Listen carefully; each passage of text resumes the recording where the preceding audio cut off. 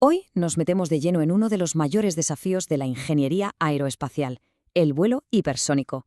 Es un campo donde la física se lleva al límite más absoluto y donde el éxito, bueno, el éxito depende de ser capaces de predecir lo casi impredecible. Vamos allá. El objetivo es ese: construir vehículos que viajen a más de 5 veces la velocidad del sonido. Pero, como se ve en este esquema, a esas velocidades un aparato no se limita a volar a través del aire.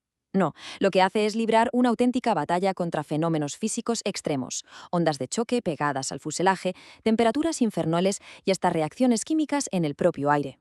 Y ojo, que esto no es solo teoría, los riesgos son muy reales.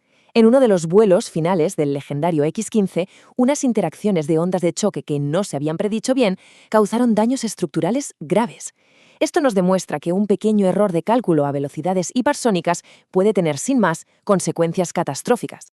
Entonces, para que nos entendamos, ¿qué significa exactamente hipersónico? Pues el régimen empieza en Mach 5. A partir de ahí, las moléculas de aire que rodean al vehículo empiezan a comportarse de formas extrañas y violentas que no tienen nada que ver con lo que pasa en los vuelos subsónicos o incluso en los supersónicos.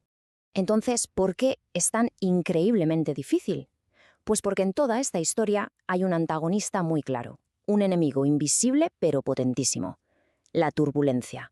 A ver, a velocidades hipersónicas, el flujo de aire que rodea al vehículo deja de ser una lámina suave y predecible. Se convierte en algo turbulento, un torbellino caótico de remolinos que genera un calentamiento brutal y unas presiones que suben y bajan de forma violenta, poniendo a prueba la integridad de toda la estructura. Y esto, claro, nos lleva a la pregunta del millón, la que atormenta a los ingenieros. Si el entorno es tan caótico, tan difícil de predecir, ¿cómo narices se puede diseñar algo que vuele de forma segura y fiable a través de él? La respuesta, la verdad, puede sorprender. Esta batalla no se libra principalmente en túneles de viento, que para estas condiciones son carísimos y tienen muchas limitaciones. No, se libra en el mundo virtual, dentro de superordenadores que usan modelos matemáticos para intentar simular todo ese caos. Y aquí es donde los ingenieros se enfrentan a un dilema tremendo. Por un lado está la simulación numérica directa, la DNS. Esto es como intentar predecir el tiempo siguiendo el movimiento de cada molécula de aire. Es increíblemente preciso, sí, pero requiere una capacidad de cálculo brutal, prohibitiva para el día a día del diseño. Y por otro están los modelos RANS, la herramienta de trabajo habitual. Son mucho más rápidos porque predicen el comportamiento promedio del flujo, pero para hacerlo se basan en simplificaciones, en los famosos modelos de turbulencia. Y uno de los mayores problemas es que en el flujo hipersónico la turbulencia no es igual en todas las direcciones. No es isótropa. Las ondas de choque la aplastan por un lado y la estiran por otro, creando una anisotropía que los modelos más simples sencillamente no saben cómo manejar. El punto clave es este.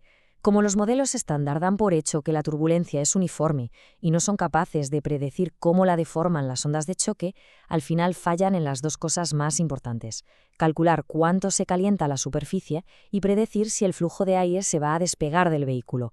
Y como ya hemos visto, esos errores pueden ser fatales. Vamos a ver ahora un ejemplo muy concreto, para que se entienda bien cómo y dónde fallan estas herramientas de ingeniería y, sobre todo, por qué ese fallo es tan peligroso. Para poder validar los modelos por ordenador, se necesitan datos del mundo real, claro. Esto que vemos es un experimento diseñado precisamente para eso, para crear una interacción controlada entre una onda de choque y una capa límite turbulenta.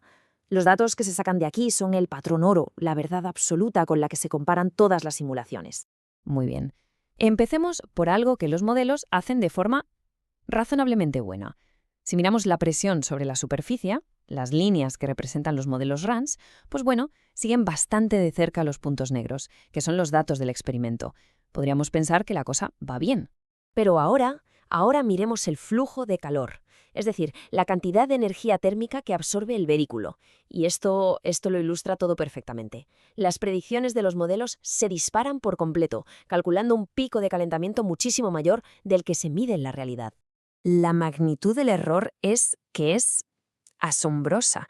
No estamos hablando de un 10 o un 20%. No, es que la predicción del calentamiento máximo puede llegar a ser más del doble de la carga de calor que se mide en el experimento.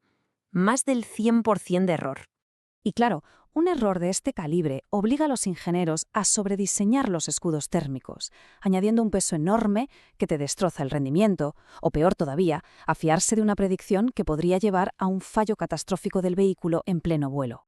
Pero bueno, La comunidad científica no se ha quedado de brazos cruzados. Se están desarrollando formas muy ingeniosas de reparar estos modelos, de parchearlos para que se ajusten mejor a la física del mundo real. El proceso es súper sistemático, casi de cirujano. Primero, se aísla qué parte exacta de la física está representando mal el modelo. Después, se diseña una corrección matemática específica para ese fenómeno. Se mete en las ecuaciones del modelo y, finalmente, se vuelve a probar todo, de forma rigurosa contra los datos de referencia. Un ejemplo brillante es la corrección de la escala de longitud. A veces los modelos predicen que los remolinos de la turbulencia crecen sin control en zonas de separación, y eso les lleva a sobreestimar el calor. Pues esta corrección lo que hace es ponerle un límite físico a ese crecimiento, como ponerle una correa, haciendo que las predicciones sean mucho más realistas. Otra corrección súper inteligente es la de la inestabilidad de la onda de choque. En vez de tratar la onda de choque como si fuera una pared estática, este arreglo reconoce que en la realidad oscila, se mueve. Al incluir esta física, se frena esa producción de turbulencia artificialmente alta que predicen los modelos base y se acercan mucho más a lo que de verdad ocurre. Pero a pesar de todos estos avances, la búsqueda de un modelo predictivo que sea perfecto está lejísimos de terminar. Los desafíos que quedan por delante son, si cabe, todavía más complejos. Las próximas fronteras nos meten en una física todavía más exótica. ¿Cómo cambia la turbulencia cuando el propio escudo térmico se va quemando y se vuelve rugoso? ¿O qué pasa cuando las temperaturas son tan altas que el aire se convierte en un plasma que reacciona químicamente? ¿Y cómo afecta al flujo el propio gas que se desprende de la superficie del vehículo? Como señala el material que hemos analizado, esto no es un problema académico de nicho. Para nada. Es una de las áreas más críticas de la investigación actual y tiene unas implicaciones gigantescas para la defensa, la exploración espacial y, quién sabe, quizá para la aviación comercial del futuro. Y todo esto nos deja con una pregunta final en el aire. Estamos en una carrera entre nuestra ambición por volar cada vez más rápido y la física que intenta frenarnos.